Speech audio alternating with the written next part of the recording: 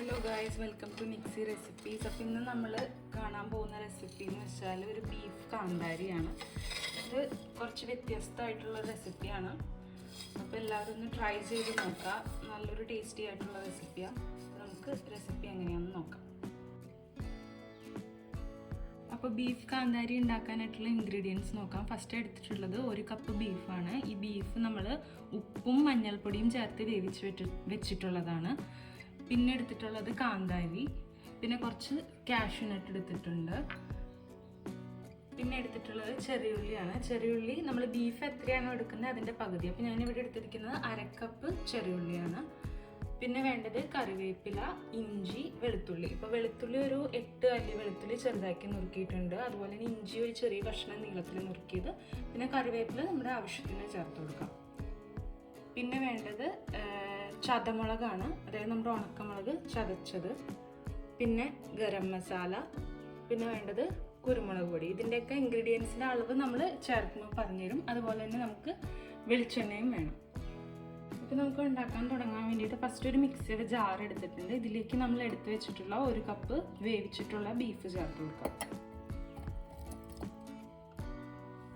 ഇതിലേക്ക് ചേർത്ത് കൊടുക്കുന്നത് കാന്താരിയാണ്. ഇത് ചെറിയ ടൈപ്പ് കാന്താരി മുളകാണ്. ഞാനിപ്പോൾ ഇവിടെ ഒരു 20 എണ്ണം എടുത്തിട്ടുണ്ട്. 1 കപ്പ് ബീഫിന് 20 കാന്താരി എടുത്തിട്ടുണ്ട്. അപ്പോൾ നിങ്ങളുടെ എരിവിൻ്റെ അനുസരിച്ച് അഡ്ജസ്റ്റ് ചെയ്ത് ചേർത്ത് കൊടുക്കാനായിട്ട് ശ്രമിക്കണം. അപ്പോൾ അല്ലെങ്കിൽ ഒരുപാട് എരിവായി പോവും. അപ്പോൾ അതിനനുസരിച്ച് ചേർത്ത് കൊടുക്കുക. ഇപ്പോൾ ഞാൻ എടുത്തിട്ടുള്ളത് 20 കാന്താരിയാണ്.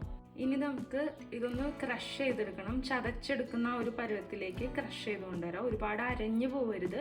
ജസ്റ്റ് ഇങ്ങനെ പൊടിയായിട്ട് വരുന്ന പോലെ ക്രഷ് ചെയ്ത് എടുക്കാം. നമ്മളിത് ചതച്ചെടുത്ത് കൊണ്ടുവന്നിട്ടുണ്ട്. ഈ ഒരു പരുവത്തിനാണ് നമ്മൾ ചതച്ചെടുക്കേണ്ടത്. ആ മുളകും ചതയണം, ബീഫും ഒന്ന് ചതച്ച ആ ഒരു പരുവത്തിലാക്കിയെടുക്കണം. നമുക്കിത് കുക്ക് ചെയ്യാൻ തുടങ്ങാം. അപ്പോൾ അതിന് വേണ്ടി നമുക്ക് അടുപ്പ് കത്തിച്ചു കൊടുക്കാം. എന്നിട്ട് ചട്ടി വയ്ക്കാം. ഇതൊന്ന് ചൂടായി വന്നു കഴിയുമ്പോൾ നമുക്ക് വെളിച്ചെണ്ണ ചേർത്ത് കുക്കിംഗ് തുടങ്ങാം. ഇപ്പോൾ ചട്ടി ചൂടായിട്ടുണ്ട്. ഇതിലേക്ക് നമുക്ക് വെളിച്ചെണ്ണ ചേർത്ത് കൊടുക്കാം. വെളിച്ചെണ്ണ ഒരു 2-3 ടേബിൾ സ്പൂണോളം ചേർക്കണം. കാരണം നമുക്കിതൊന്ന് മുരിച്ചെടുക്കണ പരുവത്തിലാവണം. അപ്പോൾ ഒരു 2-3 ടേബിൾ സ്പൂണോളം വെളിച്ചെണ്ണ ചേർത്തിട്ടുണ്ട്. അപ്പോൾ എണ്ണ ചൂടായിട്ടുണ്ട്. ഇതിലേക്ക് നമുക്ക് 1/2 കപ്പ് ചെറിയുള്ളി മുറിച്ച് വെച്ചത് ചേർത്ത് കൊടുക്കാം.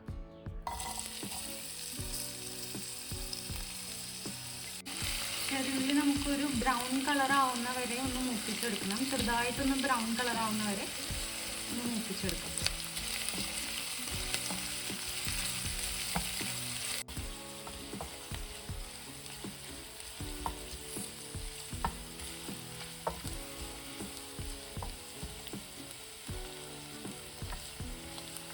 ഉള്ളി ചെറുതായിട്ടൊന്ന് വാടി വന്ന് തുടങ്ങിയിട്ടുണ്ട്. ഇതിലേക്ക് നമുക്കിപ്പോൾ കുറച്ച് വെളുത്തുള്ളിയും ഇഞ്ചിയും ചേർത്ത് കൊടുക്കാം. വെളുത്തുള്ളി ഞാനൊരു 8 അല്ലി വെളുത്തുള്ളി നീളത്തിൽ മുറിച്ചിട്ടുണ്ട്. അതുപോലെ തന്നെ ഇഞ്ചി ഒരു 1 ഇഞ്ച് വലിപ്പമുള്ള പീസാണ്. അത് ഇങ്ങനെ നീളത്തിൽ മുറിച്ച് വെച്ചിട്ടുള്ളതാണ്. ഇത് രണ്ടും ചേർത്ത് കൊടുക്കാം. ഇനി ഇതും നന്നായിട്ട് മൂപ്പിച്ചെടുക്കാം. ഉള്ളി ഒരു ബ്രൗൺ കളർ ആവുന്ന വരെ നമുക്കിത് മൊത്തത്തിലൊന്ന് മൂപ്പിച്ചെടുക്കാം.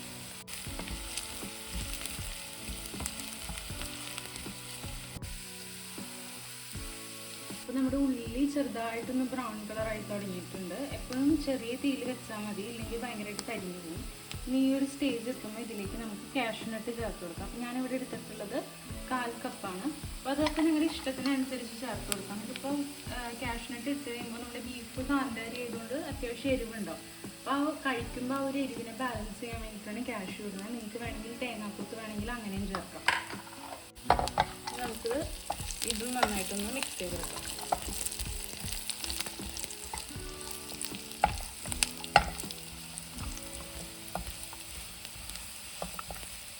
ഇനിയിപ്പോൾ ഇതിലേക്ക് നമ്മൾ ചേർക്കുന്നത് നമ്മുടെ ബീഫും കാന്താരിയും കൂടെ ചതച്ച് വെച്ചിട്ടുള്ളതാണ്.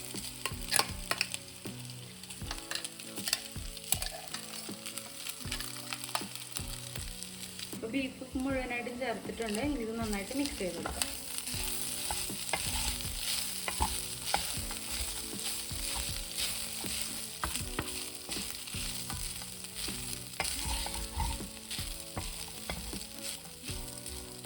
ഇനി ഇത് നല്ല കളർ മാറി വരണ വരെ നമുക്ക് മൊരിച്ചെടുക്കണം.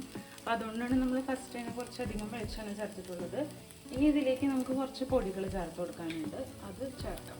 ആദ്യമായിട്ട് നമ്മൾ ചേർക്കുന്നത് ഒരു 1/2 ടീസ്പൂൺ കുരുമുളക് ചതച്ചതാണ്. അതുപോലെ തന്നെ ഒരു 1/4 ടീസ്പൂൺ മുളക് ചതച്ചത്, സാധാ മുളക് ചതച്ചെടുത്തത്. ഇത് പൊടികൾ ഒരുപാട് ചേർക്കരുത്, നമുക്ക് മെയിനായിട്ട് നിൽക്കേണ്ടത് കാന്താരിയുടെ ടേസ്റ്റാണ്. അതുപോലെ തന്നെ ഇതിലേക്ക് ഒരു 1/4 ടീസ്പൂൺ ഗരം മസാലയും കൂടിയും ചേർത്ത് കൊടുക്കാം. ഇനി ഇത് നന്നായിട്ട് മിക്സ് ചെയ്യാം.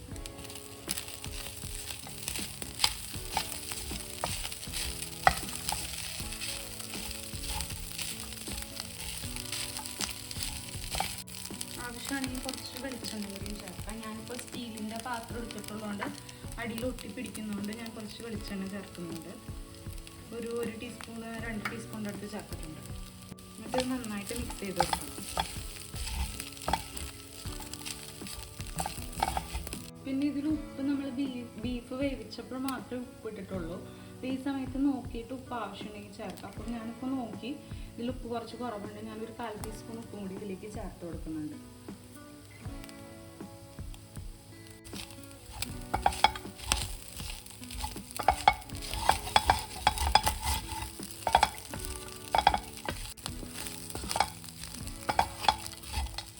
ഇത് നമുക്ക് കുറച്ച് സമയം എടുക്കും. അത് ചെറിയ തീയിൽ തന്നെ വെക്കണം, ഇല്ലെങ്കിൽ ഭയങ്കരമായിട്ട് കരിഞ്ഞു പോകും. ചെറിയ തീയിലിട്ട് നല്ല മുരുമുര ആവുന്നവരെ എടുക്കും. ബീഫൊക്കെ നല്ല കളറ് മാറി വരും. ആ ഒരു സ്റ്റേജ് എത്തുന്നവരെ ചെറിയ തീയിലിട്ട് നമുക്ക് ഇളക്കിക്കൊണ്ട് ഇതൊന്ന് മൊരിച്ചെടുക്കാം.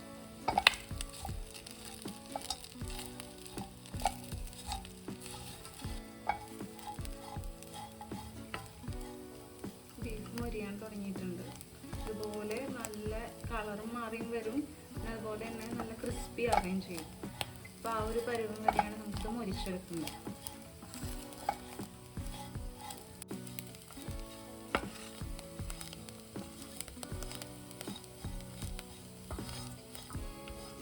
ഇപ്പോൾ നമ്മുടെ ബീഫ് കറക്റ്റ് ആ ഒരു പാകത്തിൽ വന്നിട്ടുണ്ട്. അപ്പോൾ നിങ്ങൾക്ക് കാണുമ്പോൾ തന്നെ മനസ്സിലാവും ഓരോ ഇതളായിട്ട് വിട്ട് വിട്ട് നല്ല മുരിഞ്ഞ് വന്നിട്ടുണ്ട്. ഇതിലേക്ക് നമുക്ക് ലാസ്റ്റ് ചേർക്കാനുള്ളത് കുറച്ച് ചെറുനാരങ്ങയുടെ നീരാണ്. ഒരു 2-3 ഡ്രോപ്പ് ചെറുനാരങ്ങ നീര് നമുക്ക് അവിടെ ഇവിടെ ആയിട്ട് ഇട്ടിച്ചു കൊടുക്കാം. എന്നിട്ട് നന്നായിട്ടൊന്ന് മിക്സ് ചെയ്യാം. നാരങ്ങ നീര് ഒരുപാടൊന്നും ചേർക്കണ്ട, ചെറുതായിട്ട് ചേർത്ത് കൊടുത്താൽ മതി. ആ ഒരു പുളിയുടെ ഒരു ടേസ്റ്റ് വരാൻ വേണ്ടി മാത്രം. കാരണം നമ്മൾ ഇതിലേക്ക് എക്സ്ട്രാ തക്കാളി ഒന്നും ചേർത്തിട്ടില്ല. ലാസ്റ്റായിട്ട് നമ്മൾ ഇതിലേക്ക് ചേർക്കുന്നത് കുറച്ച് കറിവേപ്പിലയാണ്. കറിവേപ്പിലയും കൂടി ചേർത്തിട്ട് ജസ്റ്റ് ഒന്ന് നമുക്കൊന്ന് മിക്സ് ചെയ്ത് തീ ഓഫ് ചെയ്യാം.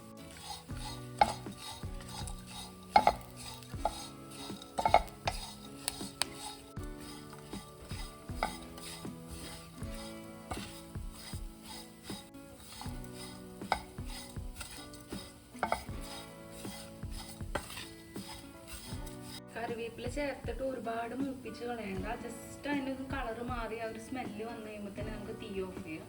നമ്മുടെ ബീഫ് കാന്താരി ഇവിടെ റെഡി ആയിട്ടുണ്ട്. ഇതൊരു വെറൈറ്റി റെസിപ്പിയാണ്, ഡിഫറെൻ്റ് ആയിട്ടുള്ളൊരു ടേസ്റ്റാണ്. അപ്പോൾ എല്ലാവരും ഒന്ന് ട്രൈ ചെയ്ത് നോക്കാം. അപ്പോൾ എല്ലാവർക്കും ഇഷ്ടപ്പെടുമെന്ന് വിശ്വസിക്കുന്നു. അപ്പോൾ താങ്ക് യു.